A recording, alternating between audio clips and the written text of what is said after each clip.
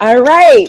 Welcome everybody to our very first Zoom symposium.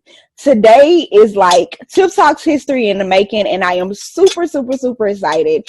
And I'm super excited to present just this not only information, but also to present this format. I'm really anticipating this being the first of very many. So today I am happy to welcome everybody to Tiff Talks Minority Mental Health Awareness Symposium. For those of you that are new to this Tiff Talks platform, my name, of course, is Tiffany, and I am a social worker by trade. Worked in the industry for forever, and just in my work, I've found a new way to connect with people, and by connecting with people, I've brought just this platform to bring awareness to topics that we are talking about, just not in the open forum. Things that we need to talk about in the open forum, just to bring insight and awareness. So that is why and how Tiff Talks was created. Today, we will be talking about minority mental health awareness. And I have an awesome panelists who are here to share their expertise and their experience, and we are excited to get started. So that's what we're gonna do. I would like to make sure before we get too deep into the conversation that we allow our guests to introduce themselves, and then we will start the conversation from there. And we'll start with Shayla. Hello, my name is Shayla. I am a registered nurse. I've been a nurse for about 6 years now. I started in the community health sector, which is actually where I met Tiffany. So I work with community health patients who don't generally have insurance or resources for about 5.5 years. And more recently, I've transitioned to the private sector. And then also, I want to say about 3 years ago, I was diagnosed with depression and anxiety, which about put in years ago, and I've been able to manage that with a lot of different resources that I found, mainly on my own. So yeah, that's me.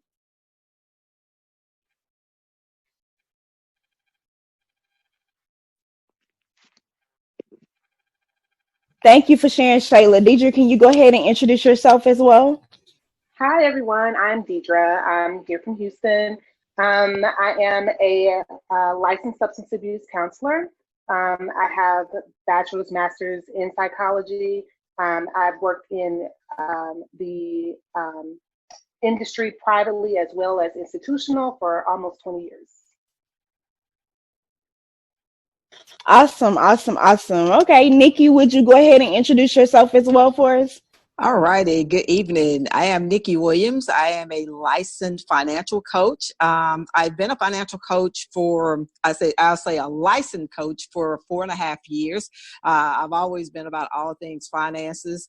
I'm originally from Macomb, Mississippi. I've been in Houston, Texas for about 8 years.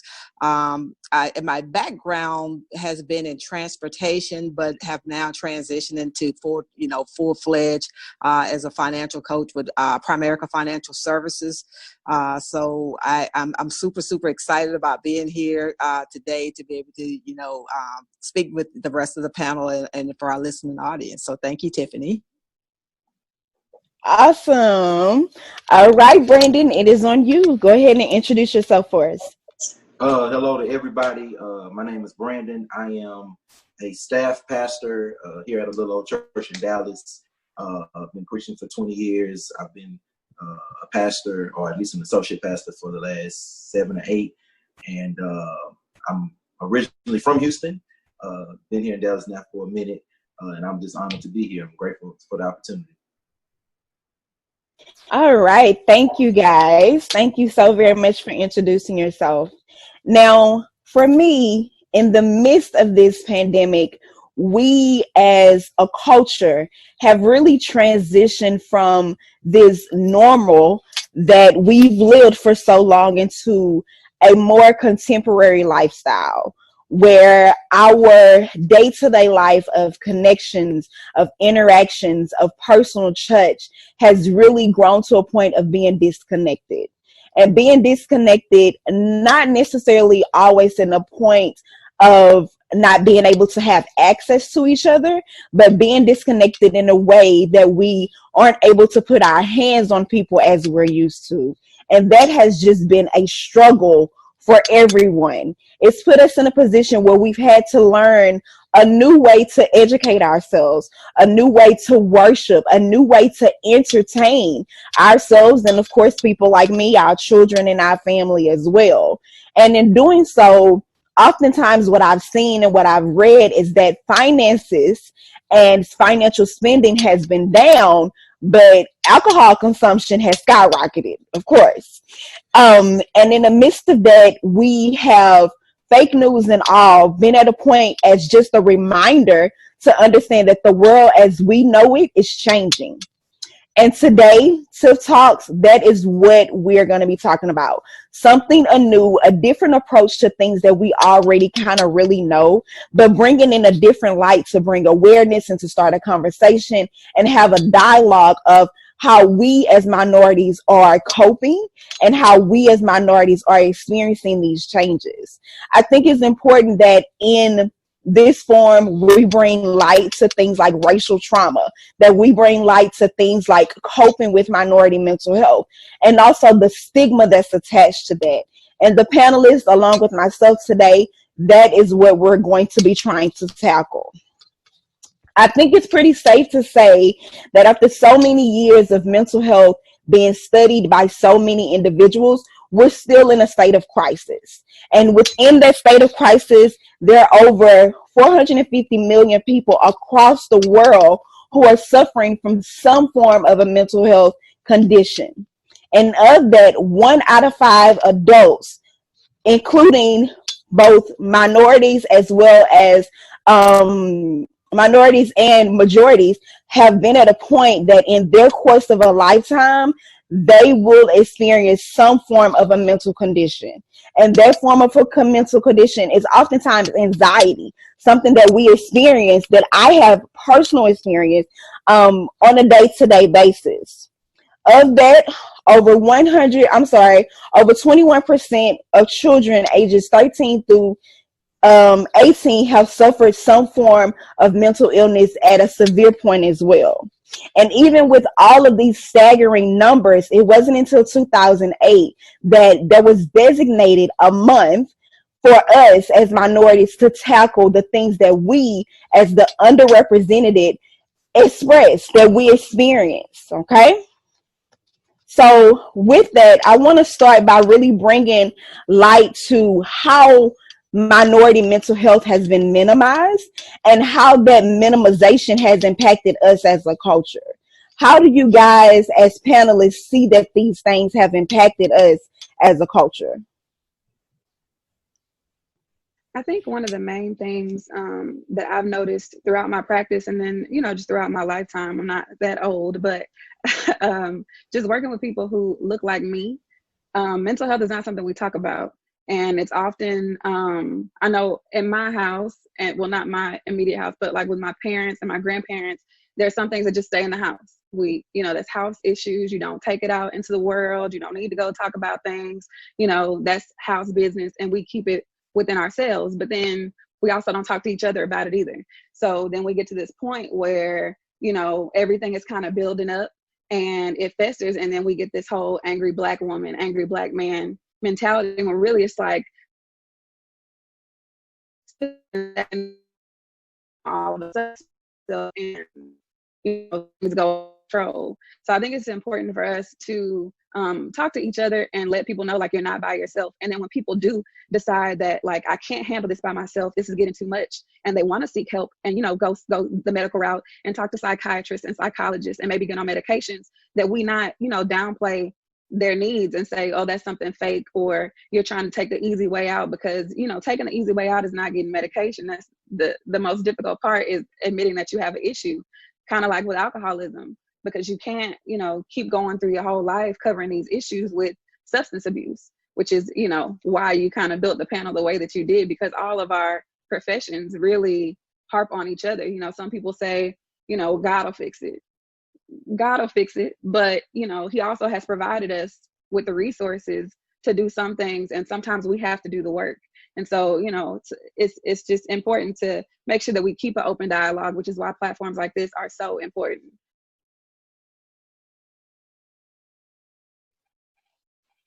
And kind of just to piggyback a little bit off of Shayla, I completely agree. It has to do a lot with the stigmas that there are.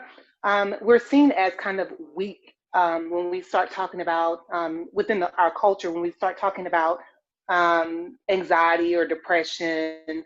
And so we tend to hide or to allow those things to build up within ourselves. And I also see that they're, you know, being in, there's a lot of barriers when it comes down to financially, when also going to seek for services. So I think, you know, it has a play in a really diverse way, because you have discrimination, the stereotypes, you know, okay, well, you're just being lazy. You know, you just want to say it's anxiety, or you want to say it's depression. You just don't want to get up and work. So I just think it's we have to, within the culture, kind of rethink what mental health is altogether.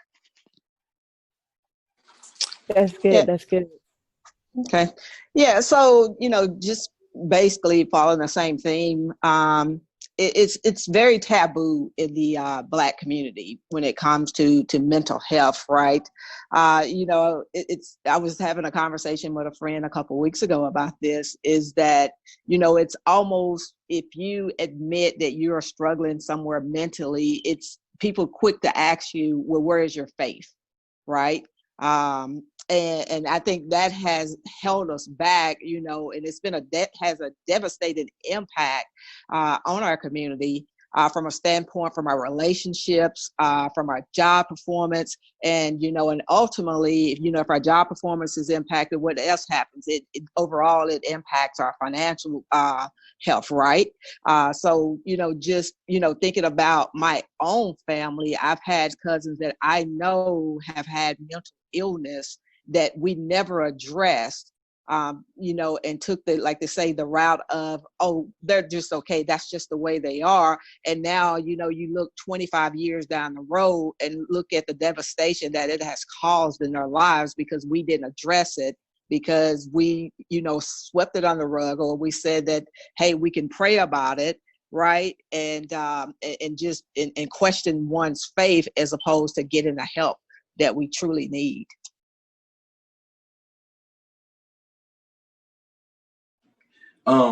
If I can just very simply and succinctly answer that question, I think that our minimizing the importance of our mental health and wholeness is actually, or in a way, a byproduct of being minimized as people. For so long, even up until this point in 2020, we barely count as people. And so if we don't even count as people, then what do our problems mean to anybody?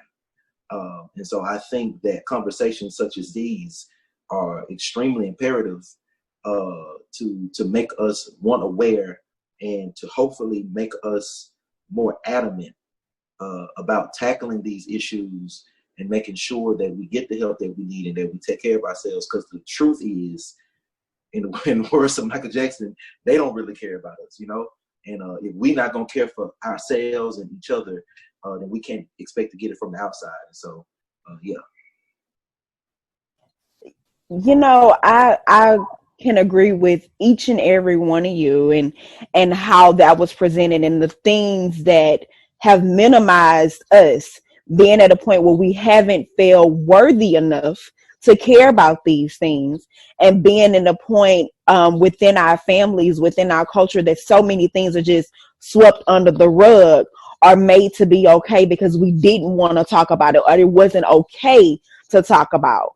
And in this form, it was very important to me to bring these different entities together, because as Nikki said, they all really intertwine. And just, you know, what I've seen growing up, and I guess socially have learned, comically speaking, us as minorities, we've always really kind of cared about three things within our lifetime. Whatever comes, whatever goes, we've cared about three things. and that is God, caring about our religion. Two, being able to care about our money, our finances, and also being able to care about that social interaction, that party within us of being able to come together and being able to be at a point that we can somehow get to a point that all of these things intertwine. How do you guys see that these things have impacted minority mental health?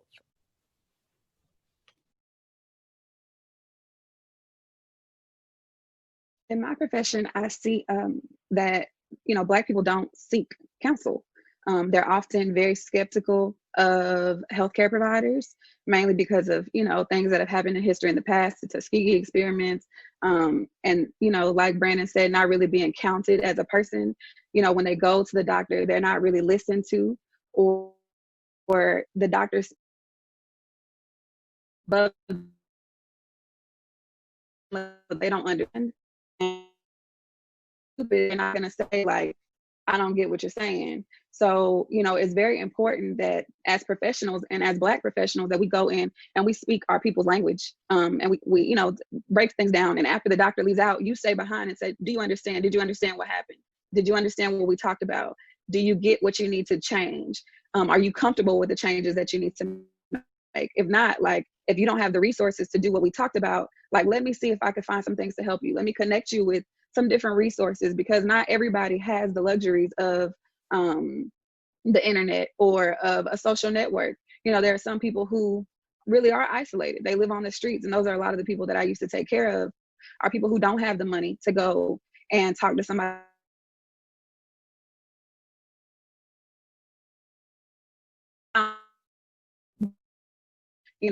Figure it out, take your medications, but your medications have to be taken with food, and you don't know where your next meal is coming from. So you can't take your meds. Things like that, the small things that a lot of people don't think about, because we come from a place of privilege. Even as Black people, there is some sort of privilege for those who are, more upper class or even middle class, because they're, we don't have to think about where the money is coming from. We don't have to think about where the food is. I know I'm going to eat. I know I have a house to come to. I know my electricity, is working. I don't have to worry about my water getting shut off. Things like that we assume, other people have in line, and we kind of look over them instead of saying, it's easy for me to say you need to eat fruits and vegetables. But if you live, there are a lot of hoods that I go through that they don't have fresh fruits and vegetables. They have canned things, and canned things have sodium, and canned things have all this sugar. And now you're diabetic and you have high blood pressure. And I'm telling you to eat healthy, and you're trying, but I haven't given you the resources to do really what you need to do. So I think it's all systemic. We kind of have always taken what was given to us because that's all we had. And I think now it's more of reaching back to somebody who doesn't have what you have, and really being a helpmeet and saying, like, I understand you're not there yet, but you can be vulnerable with me. I'm not going to judge you for your shortcomings and for what you don't have. I'm going to be there to help you out as a professional and just as a person, because sometimes, we look down on people because of what they don't have, or, like Diedra said, you feel like, oh, they're just lazy, or they can find a job, or they can be using their government assistance to be beneficial, and maybe they don't know how. So just taking the time to really talk to people and understand where they're coming from so that we can help them in the long run.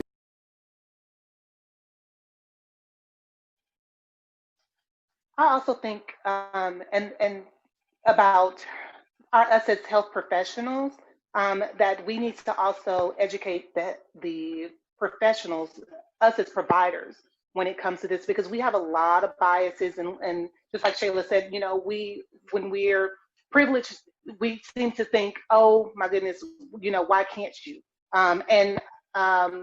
We don't realize that we have to meet people where they're at. And so I think that the education of providers is a big, big disconnect when it comes down to seeing people with these diagnoses, as well as, just kind of getting them. The lack of education within health communities, also a disconnect. We have to look at funding and underfunding of some of these treatment facilities. I try a lot of times to put people into treatment and can't, because they're overbooked or underfunded. They don't have the resources. And so a lot of these people, like she said, are homeless. And so with that, getting them into places that has transitional living it's just a big disconnect within the community and society as far as with the resources. So I think that's a big thing that we need to look for when it comes down to the stigmas and the treatment. So, from a financial standpoint, for many years, when we deal with, financial coaches and advisors, typically would deal with people who are making, say, 200, 150,000 upward. But, since I've been in business, my passion has been for middle class to lower income families, because I believe it's, everybody's God-given right, to have, financial freedom. But, there is definitely a clear, intersection between mental health and poverty out there. Anytime, somebody talked about the homeless, when I look at the homeless, I can just ride and look and you can tell, and I'm not even a health profession at all, and I don't even claim to be, but you can tell that they are stemming, where they're at is from mental health, and who knows that it could have been driven by, being in extreme poverty. And of course, when you're in extreme poverty, you don't have access to proper health care. And you're basically, forgotten about. So, with poverty's dynamic character also means that the risk of experiences and mental health exists for more people to be in poverty. So that's why for me, it's so critical for financial literacy, because I understand that if people are struggling with money, it's going to impact them mentally. It's going to cause depression. It's going to cause anxiety when you can't pay your bills on time. So that's why it's important, to be making sure that our community is educated. It's not necessarily about how much money they have, but how to utilize the money that they do have and make the best of what they have until they can get, to the other side, as I say. But they definitely, mental health and poverty goes hand in hand. From my vantage point in my profession, and I don't want to go too deep with my answers, because I know we're going to dig into a little bit more later in the conversation. But just to piggyback off of both Tiffany and Diedra, if there's one thing that we as Black people, or at least most of us, if there's one thing that we believe in and we rock with our God. You know what I mean? We love us some Jesus. We love us some church. Our religion means a lot to us, because for so long that was the only thing keeping us. And so it's very important to us. However, to speak to something that Diedra mentioned in her answer, I do think there needs to be more camaraderie, more unity, and coming together between faith-based organizations, churches, and those who are in the trenches, the counselors, the therapists, and those in the mental health profession, to help people understand the importance of this. Because in most cases, I'm probably getting ahead of myself, but in most cases, we don't hear it when we go to church. But nevertheless, to make people understand how serious it is, and as well as do all that we can to provide the necessary means and resources as much as we can anyway, to make sure people have what they need to get these things rectified and fixed. I would completely agree. And I think starting from the top, as Diedra mentioned, for me as a healthcare professional, for me as a professional, period, I feel that it's my responsibility to give more, to do more, to meet patients, to meet clients, to meet people that I interact with on my social media where they are. And I think so often people do not connect all three. They don't get that my financial situation impacts my mental health, or the access that I have to food, or the access that I have to treatment, or the access that I have to insurance, or lack thereof, impacts and entwines everything.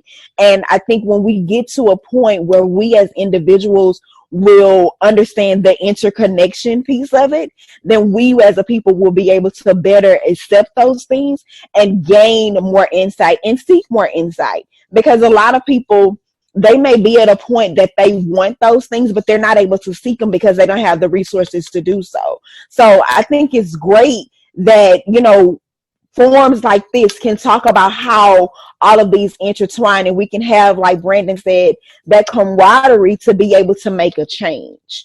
One thing for me that I share with my daughter all the time is that the time and date that we're living in, you're going to always encounter something, an event in time that will impact your future moving forward.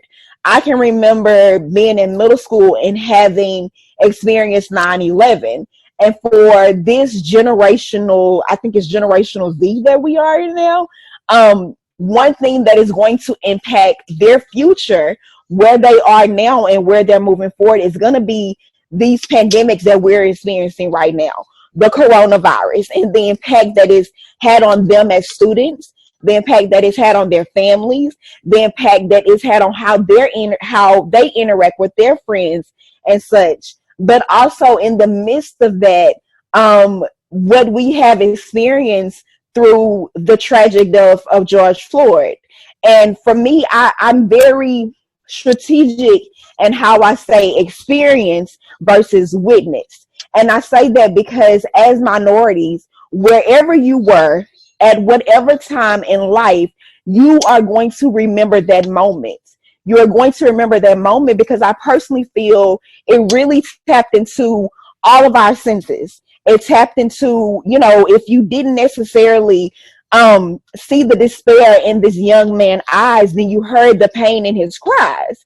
And if you didn't see that, then you smelled the fear of death in his last moments, and even more so tasted the suspense and the sorrow that he was experiencing in that moment. And for me, that stirred up a lot of things that I probably, like you said, really kind of swept under the rug or overlooked.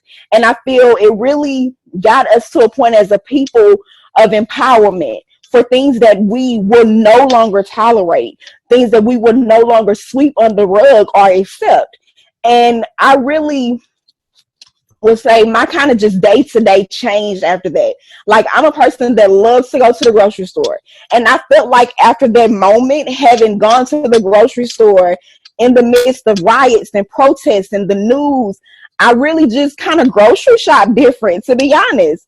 And in that, I mean, like, things like the resting bitch face type thing that you'll see from your counter races, being cut off in the milk aisle, things like that really just heightened my anxiety and kind of put me at an even more distressed for the counter races. And I think we don't, as a people, we don't see those things. We live in such a systemic racism environment that we don't see how those very simple tasks of how we are disrespected or how we are looked at or perceived to be, how those things impact us, but also how they affect our mental health. And it's interesting to me to kind of get you guys' viewpoint from these different perspectives of how these things are kind of overlooked and why we don't necessarily acknowledge them as being something that will impact our mental health.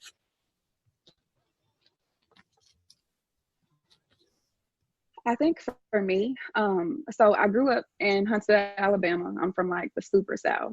And, I moved from Huntsville when I was in second grade and moved to Sugar Land, Texas.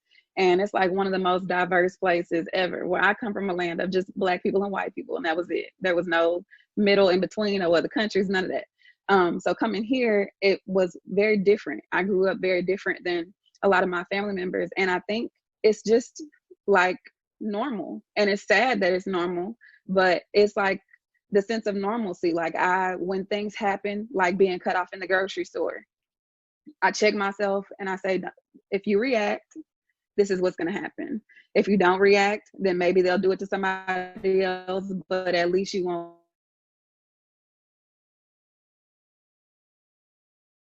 Like, which route do I choose? Do I, try to minimize myself down so that I'm not so Black, to where it makes people uncomfortable. But then you also feel like, well, why should me being Black make anybody uncomfortable? Like, I'm not uncomfortable that you're white or purple or polka dotted. Like, I don't mind, when anybody else is themselves. So why are people so bothered by the fact that we want to be unapologetically Black? And I think that with the way that the world events are happening now, there's never a good time for any of this, but I think it's the perfect time for all of this, this new onset kind of revolutionary way of thinking. The pandemic has come that has slowed down everything from economy to pull the kids out of school. Nothing else can make any of this stuff happen except for an act of God, slow things down to where people have to sit. All they're doing is looking at social media. All they're doing is watching the news to try to get updates. All they're doing is surfing the web. And then you look at the news because you have time to pause and reflect, and you see all these Black people dying in the streets. And you say, wait a minute, like, how long has this been happening? Like, and it's been happening. It's been going on. But the problem is we've been so busy with our day-to-day, trying to keep up with our lifestyles, that we haven't had time to really sit down and really grieve. And it's not that we're grieving because we know these people, but it's grieving because, like, I am in a family full of big Black men. Like, I love a big Black man. My father and my brother, my uncles are all Black men. And I was birthed by a Black woman. And, that's who my family is. And it could be any of us because we look the way that we do. And it's not okay. So I appreciate the fact that when I go to the grocery store, my kids are not with me because it's a pandemic, and because all the racial tensions are high, my kids are not out. So it's easier for me to be able to, go on with my daily life while trying to find a way to be on the tightrope, of addressing people without being overtly rude, because sometimes it is a learning experience. Sometimes people are ignorant. Now, it may be willfully ignorant, but if we don't take the time to educate people, not saying that it's our job, but how can you ask anybody to understand something that you're not willing to talk about? And I think now, we have opened a forum to where people are more willing. I've never come across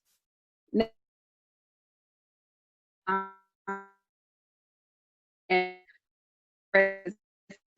okay, like, can I, is there something, what can I be doing to make things better for you? Like, I didn't know this was what your life was like.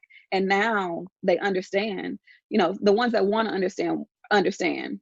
And I think it's a way that our kids are going to move, hopefully, into a better way of life, because, all these things are happening and we have the opportunity to explain to them and to connect back to, this is what happens when you don't address things correctly. History will repeat itself. The Jim Crow days were not that long ago. Our grandparents and some of our great grandparents, we have pictures of them and they were slaves. So to say that, this country wasn't built on the back of Black people is a huge misconception. All we want to do is have equality. And I don't think that that's too much to ask. But I think that there's a way that we have to ask for it. And that will be, the determining factor of how things move forward. For me, I think it's more so that we've become so, immune to the systematic racism that's been going on. When I talk to older individuals, they always say, "Oh, this has been going on. This is nothing new." And I think, we don't think about how from the, laws that are still having to be rewritten every few years for Blacks to vote, and or these statues that have been up for years and years and no one thought, anything of them. And now that these things are coming out and we're being more aware of these things, it becomes like, man, like, what have we been missing? And so, Tiffany, to go off of you with the grocery store thing, I love going to the grocery store too. And now that all these things are going on, I do feel a lot of anxiety. And having to walk down the aisle with my daughter and looking at milk chocolate pieces, we were going to make a dessert. And this lady stops us, older lady stops us, and she goes, the dark chocolates are the best, but you should know that already, because my daughter is a darker complexion than I am.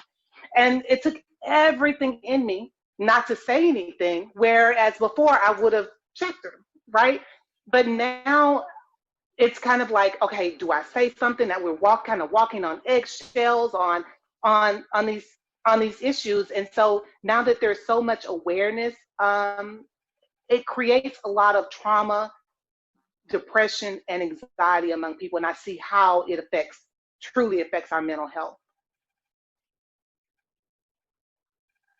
So, just listening, to these ladies, and I'm thinking about my own experiences growing up in Mississippi, which we just voted to take down the Confederate flag in Mississippi. And, just kind of like growing up and going to college. I went to a predominantly white college just because of sports, and then moved into corporate America. And, the trauma, and you don't think about it until many, many years later, that, the trauma that it has on your life when you sit in boardrooms and you're the only Black female or male in the room, the anxiety, because sometimes I would get anxiety, not because I wasn't confident about what I'm going to talk about and confident in my ability, but just being in a place where I knew that there were people there that just was not, didn't have my best interest in place. And, and fast forward in my career, being, once again, like I say, in the positions that I've held in the past in corporate of America, one thing, I learned probably about 10 years ago, even, before, like I said, these things have always been going on. But one of the things that, I transitioned to, because I started to understand the impact that systemic racism was having on us, even definitely at the corporate level. And I took it as a personal, something personal, to make sure that, when it says, I am my brother and my sister keeper, I truly use my position to make sure that, I am my brother and sister's keeper, because, I can see, Black owners in a corporation that I was in who were being definitely treated different because they were, minority owners. And, my position, I tell people I became an advocate for those business owners to make sure that they got the same fair treatment, that they got the same work that other owners were getting, right?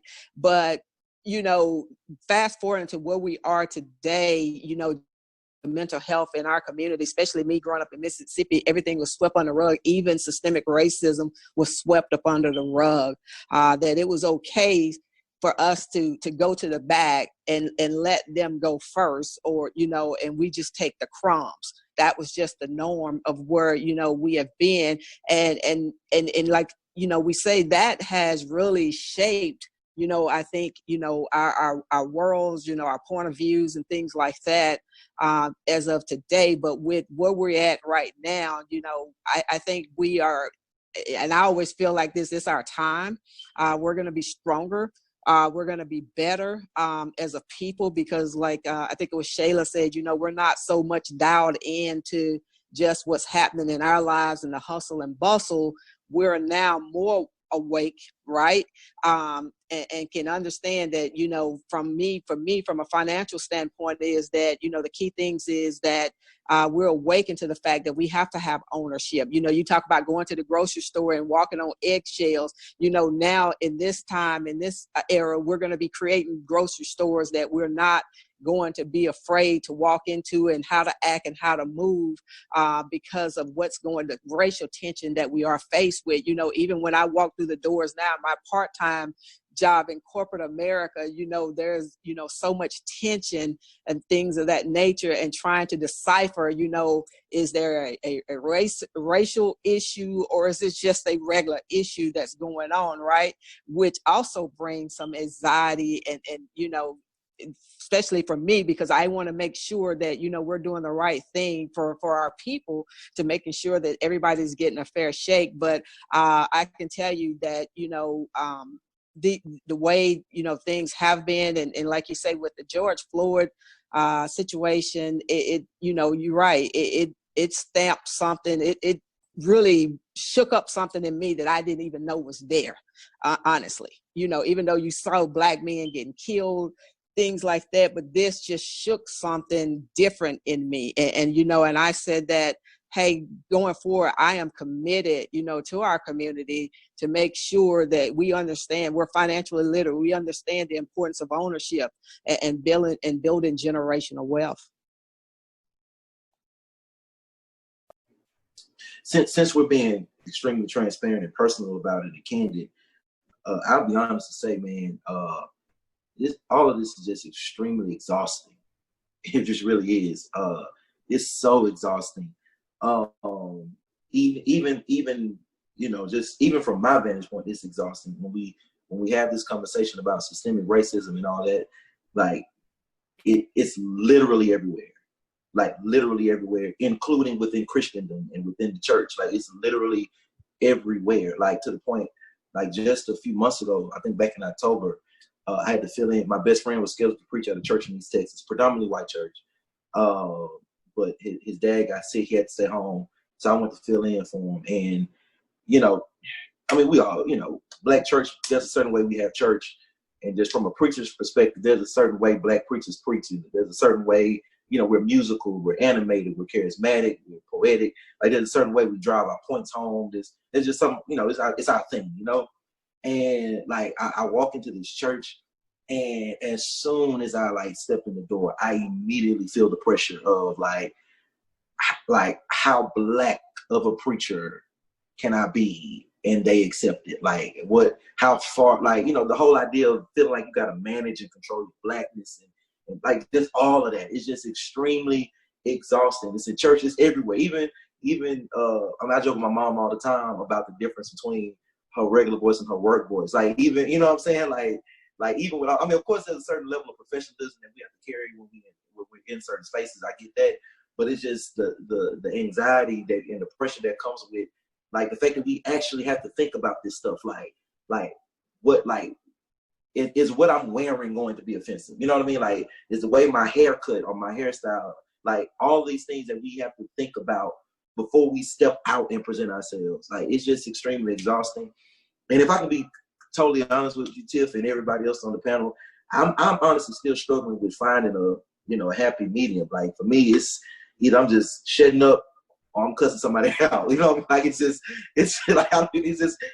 too extreme. I can't find that happy balance yet. It's just extremely exhausting. And to be honest, I'm really trying to figure out how to navigate those waters at times because it's just so much. So yeah. I would say I have to agree with Branden and it being exhausting. And having, like Branden said, so much pressure in whatever and however we do. I am natural. My hair has been natural for a couple of years now. And even with going to work, and I work with a lot of people that look like me and look like minorities of me. And even with that, you still have the pressure of how I wear my hair today. Am I going to be perceived as something that I'm not? Or if I'm going into an interview or if I'm going into a family meeting, how I speak, what I wear that day, how is that going to be perceived? But what I think what has changed in millennials and generations on moving forward is that exhaustion has come to a point where it's like, you're going to accept this and you're going to accept us for what we give you and how we give it to you. And that's something that I can say that I'm very, very proud about. My husband and I, my friend and I always talk about how this generation Z, how they don't see color. So they see, this is my friend. This is the person that I play sports with. This is the person that I'm in class with that's hurting. And because you're hurting them, you're hurting me. And we've taken that position on to stand up for each other and really truly be empowered by this exhaustion, be empowered by these things that are these systematic traumas that are affecting us to a point that we're at a point that we want to do something about it. And that's something that I'm truly proud of.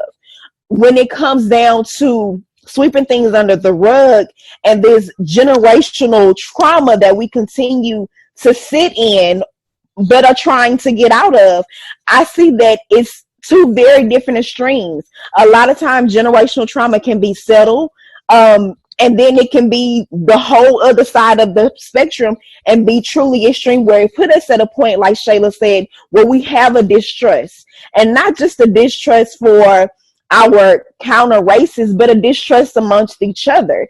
And I see that so much in the healthcare industry. And as it relates to mental health, it's even more of a matter. People are no longer, or really don't accept and have a distrust for the things that are proven to be correct.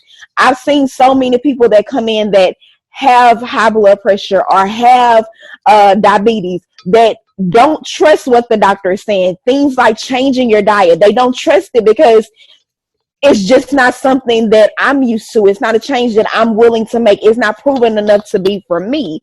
And my question for Shayla is, do you see this second guessing of the healthcare industry or healthcare professionals, even that look like us? Do you see that even more so as it relates to mental health and the mental health kind of sector and diagnosis?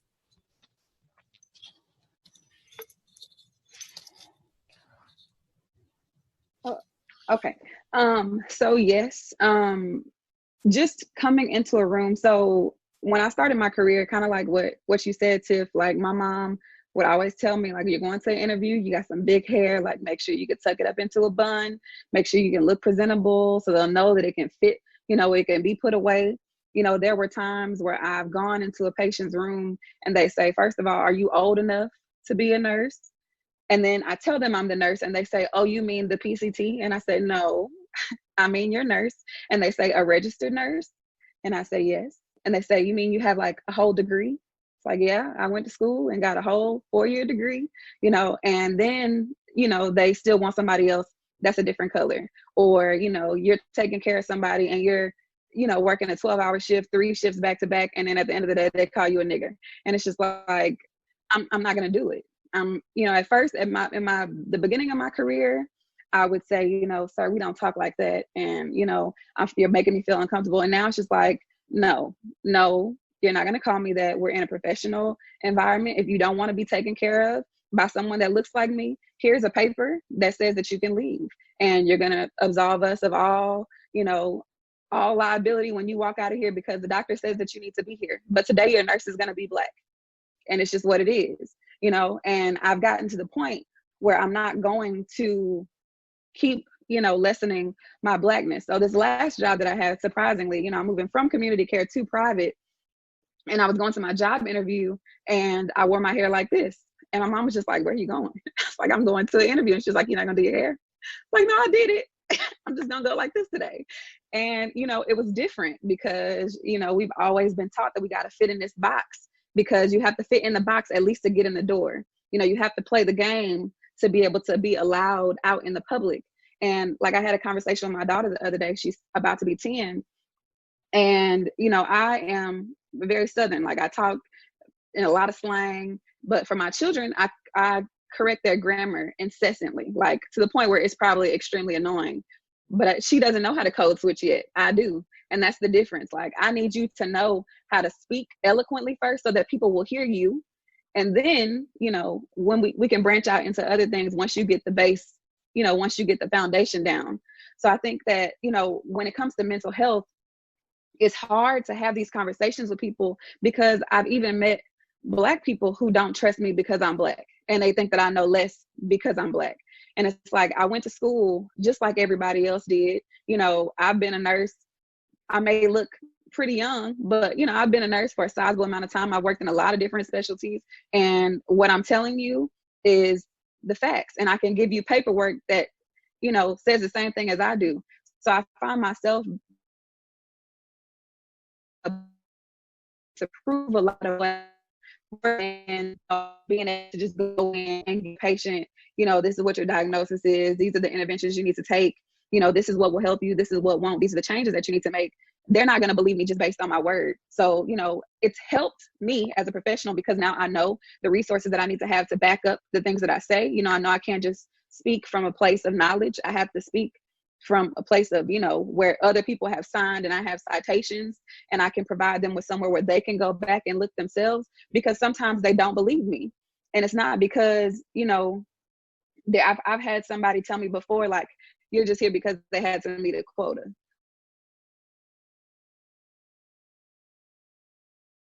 That's why you still gonna get the experience having. If you don't want it, that's fine. I'll document that. I'll just document that you weren't receptive to the education, and it'll be your loss. And at first, as healthcare providers, it's very heavy. Like, having to take care of people, it's a lot.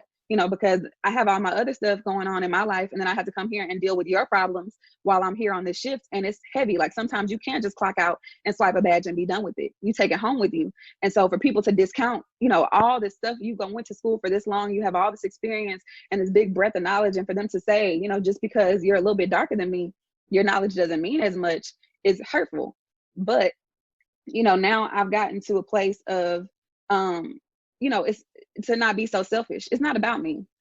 People are going to have their biases, and it is what it is. All I can do is do the best that I can to help somebody, and whether they choose to accept that help, it's completely upon them.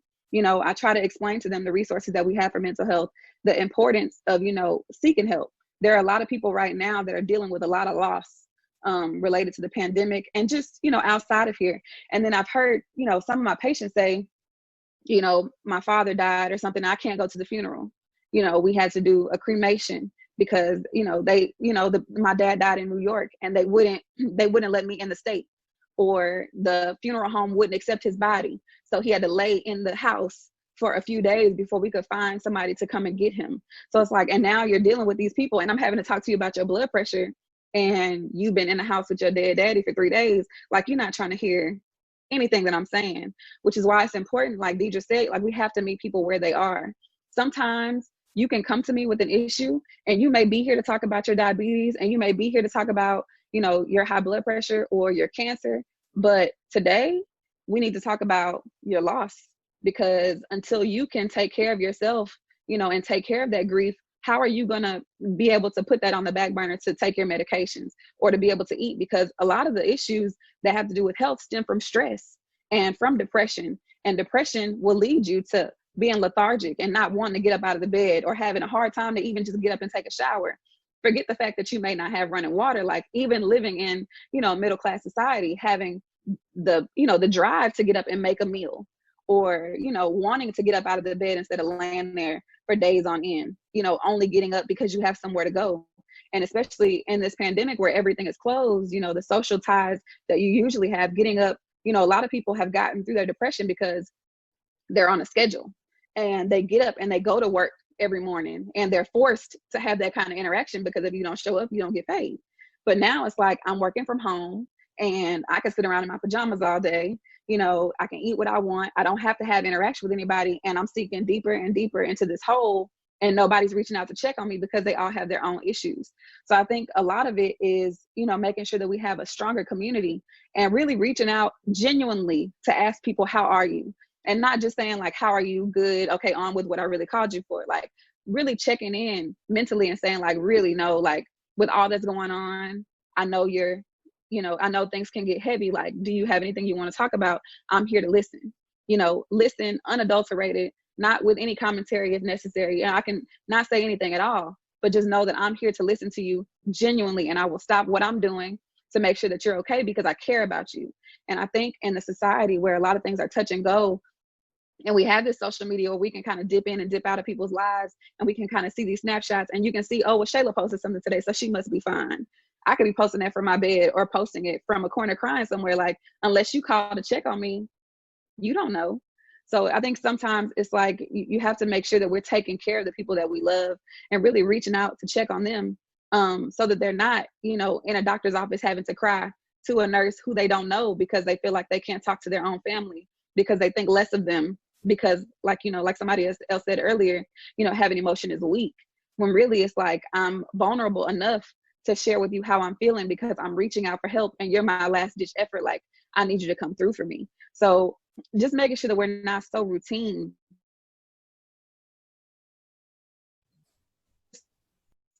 Our personal,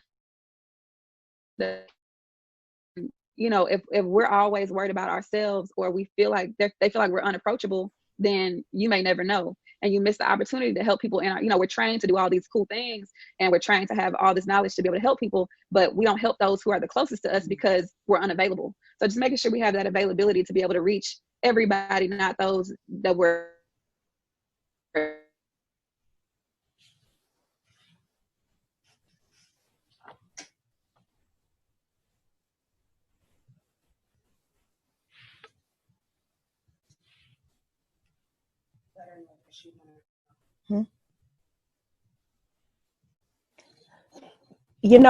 I would come